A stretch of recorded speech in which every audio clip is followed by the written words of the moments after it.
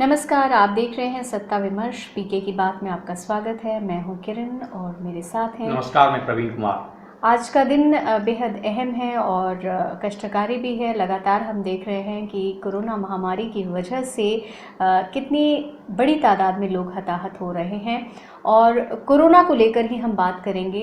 अक्सर हम आप लोगों के सामने आते रहे हैं इलेक्शंस को लेकर अपनी बात करने के लिए, लेकिन मुझे लगता है आज ये समय मौजूद नहीं है कि हम ये समय ऐसा नहीं है कि हम उस मौजू पर बात कर सकें। अपनी बात को आगे बढ़ाएंगे। इससे पहले वैक्सीन को लेकर, कोरोना को लेकर जो दुनिया के एक सबसे बहुत बड़े अहम खिलाड़ी कहूँ या एक बहुत बड़े नामचीन शख्स हैं, उनकी बात को आपके साथ शेयर कर लेते हैं।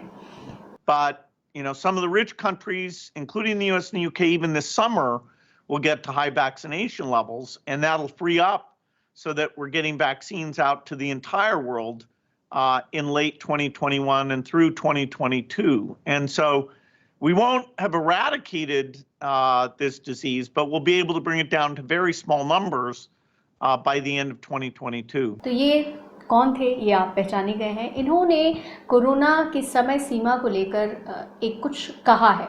वो जो कहा है वो क्यों अहम है, हम बिल गेट्स की बात कर रहे हैं और उनका भी हमने सुना।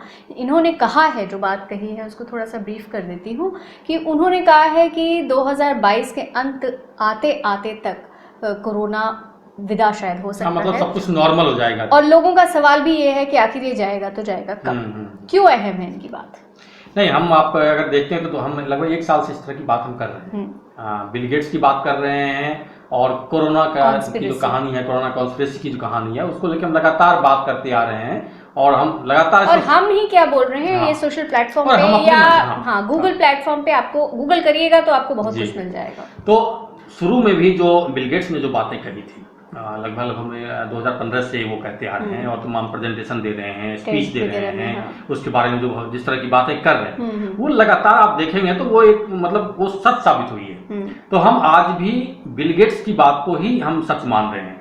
वो जो कह रहे हैं हमें उस पर पूरा पूरा यकीन है। वो तो वैसे तो फाइलेंथ्रोपिस्ट हैं या हम जानते हैं कि सोशल नहीं, लेकिन सवाल वही है ना कि जो चीजें वो कह रहे हैं वैसा ही हमने 1 साल में देखा।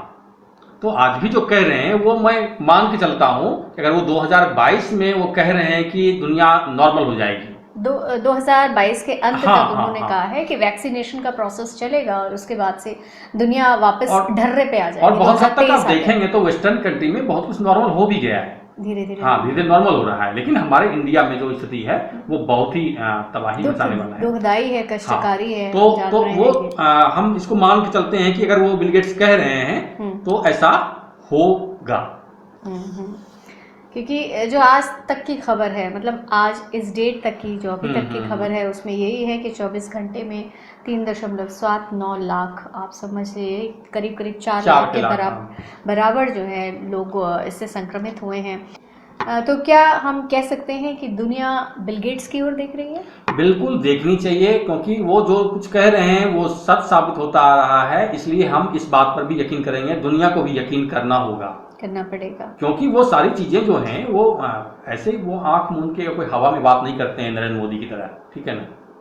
तो वो जो कुछ कहते हैं वो सब उनका एक अपना सिस्टम है, और जिस सिस्टम को जो bill and Melinda Gates foundation है और वो जो वैक्सीनेशन पर जो काम करती है और वायरस पर भी बहुत सारा उनका काम है, और पूरी दुनिया में घूम घूम के जो सोशल चैरिटी करते हैं। अब आपने वैक्सीनेशन की बात की तो हम जल्दी से उसी मुद्दे पे आते हैं। वैक्सीन को लेकर बहुत सारा ऐसी चीज़ें कही जा रही हैं जो असमंजस में डालती है, जो कंफ्यूज करती है। अभी हमारी बात हो रही थी इससे पहले, आपने कहा कि इसमें झोल है। आपने ऐसा क्यों कहा?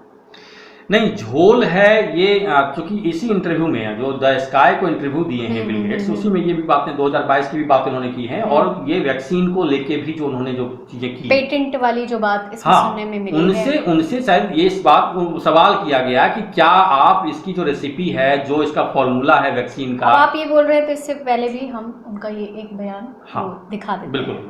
No.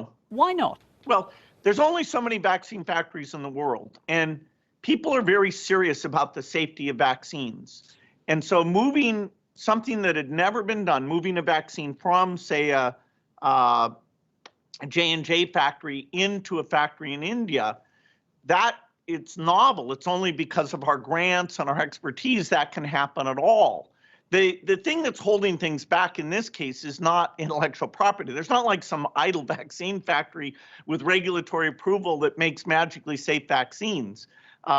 You've got to do the trials on these things, and every manufacturing process has to be looked at in a very careful way.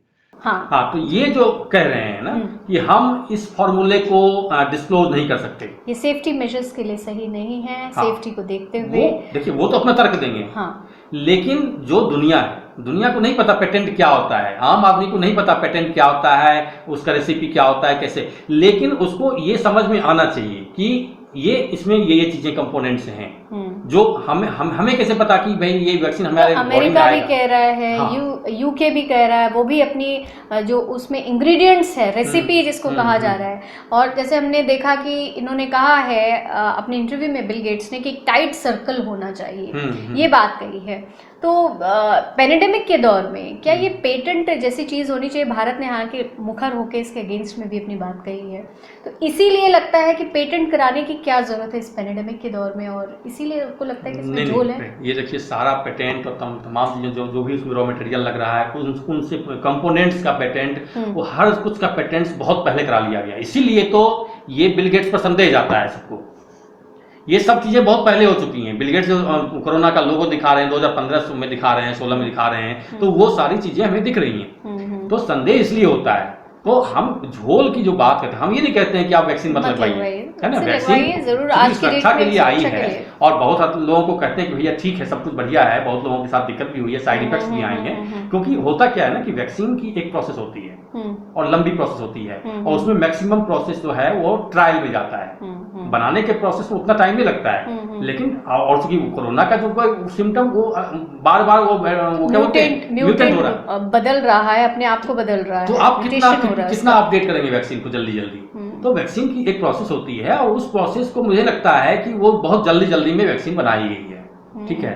तो वो अलग कहानी है पूरी कि भाई वैक्सीन पर हम कितना भरोसा करें, ठीक है, क्योंकि वो और यही समझिए कि अभी जो चल रहा है, जो वैक्सीन लगाई जा रही है, वो एक ट्रायल है, लंबा 7-8 साल का ट्रायल फेज होता है, तो आप उसको ट्रायल के रूप में देखें। अब जो लोग नहीं लगाना चाहते हैं वो उनका यही तर्क है कि इतनी जल्दी वैक्सीन बन के नहीं आता है, तो इसलिए हम वेट करेंगे, साल भर करेंगे, 2 साल करेंगे, मैं भी करता हूँ कि है हम वेट करेंगे जी। तो झोल की जो बात है ना, वो अगर वो कह देते कि भैया हाँ मतलब ये इस तरह से इसको कंपोनेंट्स है, तमाम चीजें हैं, भाई हर कोई थोड़ी बना लेगा वैक्सीन, सबके बस की नहीं है, लेकिन आपको भरोसा होगा। चाइना है, चाइना है, हाँ, इंडिया है, रशिया है और अमेरिका है।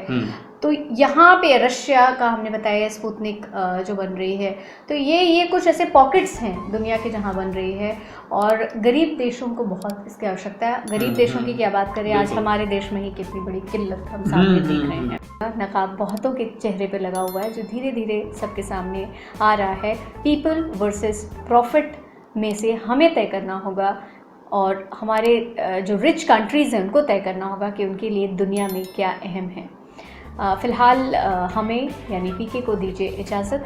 आपके सामने फिर आएंगे किसी टॉपिक पर बात करने के लिए, और नमस्कार।